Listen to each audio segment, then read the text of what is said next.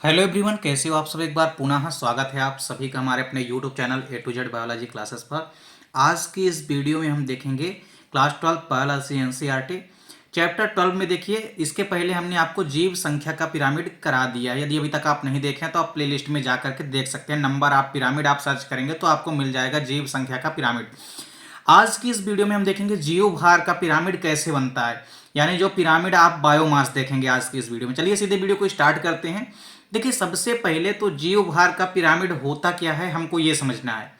जैसा कि आप लोगों ने देखा था जीव संख्या का पिरामिड, तो उसी प्रकार सेम थोड़ा सा अंतर है। जीव संख्या में आपने क्या देखा था कि एक ऐसा पिरामिड जिसके द्वारा किसी भी इकोसिस्टम में उत्पादकों एवं विभिन्न श्रेणी के उपभोक्ताओं के जीव संख्या के बारे में बोध होता था, उस पिरामिड को हम जीव संख्या का पिरामिड कहते थे।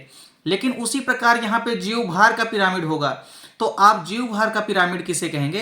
तो देखिए, कोई भी एक ऐसा पिरामिड जिसके द्वारा किसी भी इकोसिस्टम में उपस्थित जो उत्पादक होते हैं एवं विभिन्न श्रेणी के उपभोक्ताओं के यदि जीव भार का अर्थात उनके वजन का अर्थात उनके भार का यदि बोध या ज्ञान होता है, उसे हम जीव भार का पिरामिड कहते हैं।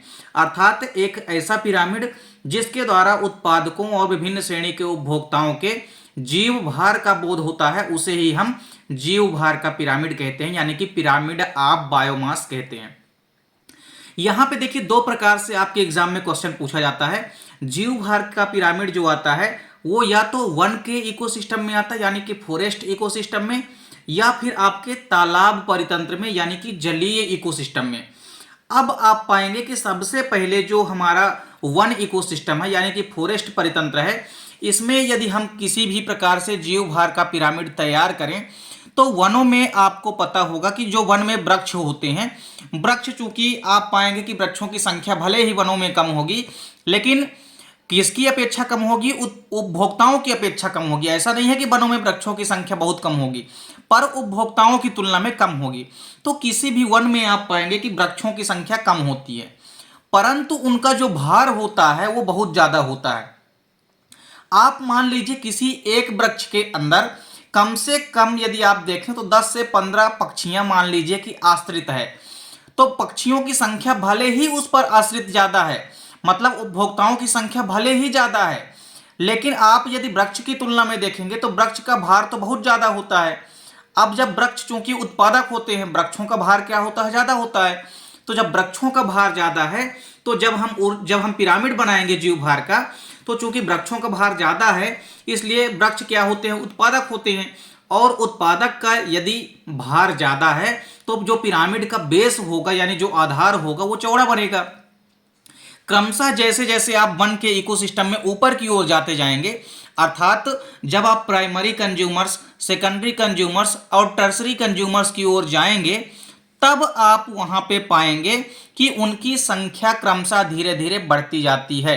परंतु यदि भार की बात की जाए, जीव भार की, तो उसमें आप देखेंगे कि क्रमशः धीरे धीरे कमी आती जाती है।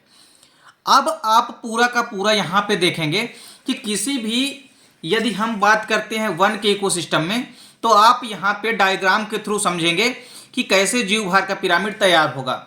देखिए, हमने क्या कहा कि जो वनों में वृक्ष होते हैं, वृक्ष बेसिकली हरे पौधे होते हैं जो कि प्रोड्यूसर या उत्पादक का काम करते हैं। अब वृक्षों का भार चूंकि बहुत ज्यादा होता है और वृक्ष क्या है, उत्पादक है, तो उत्पादक का जब भार ज्यादा है तो पिरामिड का जो बेस है वो चौड़ा होगा। अब देखिए, जैसे जैसे आप ऊपर जाएंगे, जब आप प्राइमरी कंज्यूमर्स में जाएंगे, यानी प्राथमिक उपभोक्ता में जाएंगे, जो कि शाकाहारी होते हैं, प्राथमिक उपभोक्ता में जब आप पहुंचेंगे तो इनकी संख्या में तो वृद्धि हो जाएगी, लेकिन इनके भार में क्रमशः कमी आ जाएगी। अब आप देख सकते हैं, यदि प्राइमरी कंज्यूमर्स में पक्षियां आती है तो आप देख सकते हैं प्रोड्यूसर में तो भार बहुत ज़्यादा है वृक्ष का, इनकी संख्या भले ही ज़्यादा हो गई, लेकिन भार तो इन दोनों का भी मिला लिया जाए, या मान लीजिए 10 से 20 100 चिड़ियों का भी मिला लिया जाए, तब भी कई गुना ज़्यादा भार है किसका, उत्पादक का। तो उत्पादक का भार चूंकि ज़्यादा है, अब जैसे ही आप ऊपर की ओर गए प्राथमिक उपभोक्ता की तरफ, भार में क्या आ गई, कमी आ गई, इसलिए पिरामिड के ऊपर का भाग और सकरा हो गया। फिर आप जब जैसे ही द्वितीयक उपभोक्ता की ओर पहुंचेंगे, जो कि मांसाहारी होते हैं बेसिकली, द्वितीयक उपभोक्ताओं की संख्या और बढ़ गई, लेकिन इनका भार क्रमशः और कम हो गया, पक्षियों से भी कम इनका भार हो गया। तब आप पाएंगे कि जैसे जैसे हम ऊपर की ओर बढ़ते जाते हैं वैसे वैसे जीव भार में क्रमशः धीरे धीरे कमी आती जाती है। अब जब जीव भार में धीरे धीरे ऊपर की ओर कमी आएगी तो जाहिर सी बात है कि जो पिरामिड होगा वो कैसा बनेगा, सीधा बनेगा। क्यों? क्योंकि देखिए उत्पादकों का भार यदि ज्यादा है तो पिरामिड सीधा बनेगा। जब आप किसी भी जीव भार का पिरामिड बनाएंगे तो आपके माइंड में बस यही चलना चाहिए कि जीव भार का पिरामिड हम बना रहे हैं, मतलब यदि उत्पादक का भार ज्यादा है तो पिरामिड सीधा बनेगा। और जहां पर यदि आप पा जाएंगे जिस भी इकोसिस्टम में कि उत्पादक का भार कम है, वहां पे पिरामिड क्या बनेगा, उल्टा बनेगा।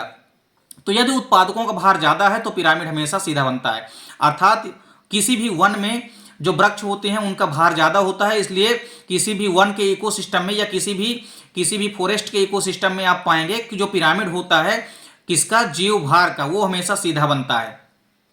उसी प्रकार यदि हम बात करते हैं किसी भी जलीय परितंत्र में जीव भार की पिरामिड की, मतलब किसी भी तालाब के परितंत्र में यदि हम देखें तो जीव भार का पिरामिड कैसे बनेगा। तो देखिए किसी भी तालाब में यदि आप जाएंगे तो उसके इकोसिस्टम में जो उत्पादकों की संख्या होती है वो बहुत अधिक होती है, किंतु इनका जो जीव भार होता है वो बहुत कम होता है। इसके विपरीत यदि उपभोक्ताओं की संख्या हम देखें तो उपभोक्ताओं की संख्या तो कम होती है परंतु इनका जीव भार क्रमशः अधिक होता जाता है। अतः इस प्रकार पिरामिड हमेशा उल्टा बनेगा। अब आप यहाँ पे डायग्राम के थ्रू समझिए, जैसे हमारे पास एक जीव भार का उल्टा पिरामिड यहाँ पे बना हुआ है। हम यदि किसी भी तालाब परितंत्र की बात करते हैं तो तालाब में आप देखेंगे कि जो प्रोड्यूसर या उत्पादक होते हैं वो बेसिकली या तो डाइटम्स होते हैं या तो फाइटोप्लैंक्टन्स होते हैं या इसके अलावा कुछ एल्गी भी हो सकते हैं। तो प्रोड्यूसर या उत्पादकों की संख्या भले ही बहुत ज्यादा है लेकिन इनका जो जीव भार है वो क्या है, बहुत कम है। अब जीव भार जब कम है किसका, उत्पादकों का, तो पिरामिड का जो बेस है वो सकरा है, आप देख सकते हैं। फिर आप जब ऊपर की ओर बढ़ेंगे प्राइमरी कंज्यूमर्स यानी कि प्राथमिक उपभोक्ता में आप पहुंचेंगे तो इनकी संख्या क्रमशः धीरे धीरे कम हो जाएगी। किसके मुकाबले, उत्पादकों के मुकाबले, लेकिन इनके भार में तो वृद्धि होती जाएगी। तो देखिए अब जब भार में वृद्धि हो गई तो पिरामिड ऊपर चल के थोड़ा और चौड़ा हो गया, क्योंकि उत्पादकों की अपेक्षा जो प्राइमरी कंज्यूमर्स हैं इनका भार क्या है, ज्यादा है, इसलिए इनका जो पिरामिड है थोड़ा और चौड़ा बन गया। आप जब और ऊपर जाएंगे तो क्रमशः सेकेंडरी कंज्यूमर्स में जब आप पहुंचेंगे यानी जब आप द्वितीयक उपभोक्ताओं में पहुंचेंगे तो इसके अंतर्गत बेसिकली लार्ज फिशेस आएंगी, यानी बड़ी मछलियां आएंगी जो कि छोटी मछलियों को भक्षण करेगी। अर्थात आप ये कह सकते हैं कि जो बड़ी मछलियां हैं इनकी संख्या तो कम हो जाएगी किसी भी जलीय परितंत्र के अंदर, परंतु इनका जो भार है वो बहुत ज्यादा होता है। अर्थात आप क्रमशः ये पा रहे हैं कि उत्पादकों का भार कम है, जीव भार, उसके बाद जैसे जैसे आप ऊपर की ओर बढ़ रहे हैं उनके जीव भार में वृद्धि हो रही है। तो किसी भी यदि जलीय परितंत्र में आप देखेंगे तो उत्पादकों की संख्या भले ही ज्यादा होती है परंतु इनका जीव भार बहुत कम होता है, किनके मुकाबले, उपभोक्ताओं के मुकाबले। तो जैसे जैसे आप ऊपर की ओर बढ़ रहे हैं पिरामिड चौड़ा होता जा रहा है, अर्थात नीचे पिरामिड सकरा है तो पिरामिड कैसा बनेगा, उल्टा बनेगा। और नीचे पिरामिड सकरा क्यों है, क्योंकि उत्पादकों का भार बहुत कम है। तो यहां पे आप देखेंगे कि किसी भी जलीय परितंत्र में आप जीव भार का पिरामिड बनाएंगे तो हमेशा उल्टा बनता है। उम्मीद करता हूं दोस्तों वीडियो पसंद आई होगी। दोस्तों वीडियो अच्छी लगे तो लाइक और कमेंट जरूर कीजिए, साथ ही साथ अपने दोस्तों के बीच ज्यादा से ज्यादा शेयर कीजिएगा। चैनल पे यदि आप नए हैं तो चैनल को सब्सक्राइब अवश्य कर लें। मिलते हैं दोस्तों नेक्स्ट वीडियो में, तब तक के लिए जय हिंद, वंदे मातरम।